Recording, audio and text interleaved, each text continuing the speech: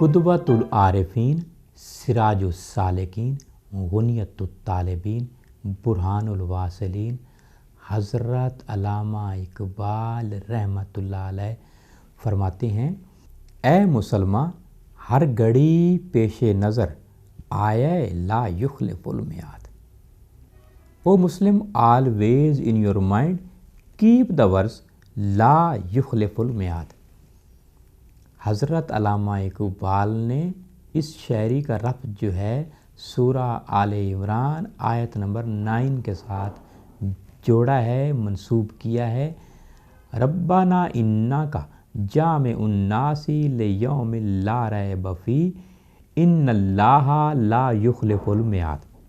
ہمارے پروردگار تو اس روز جس کے آنے میں کچھ بھی شک نہیں، سب لوگوں کو اپنے حضور میں جمع کرے گا، بے شک اللہ خلاف وعدہ نہیں کرتا۔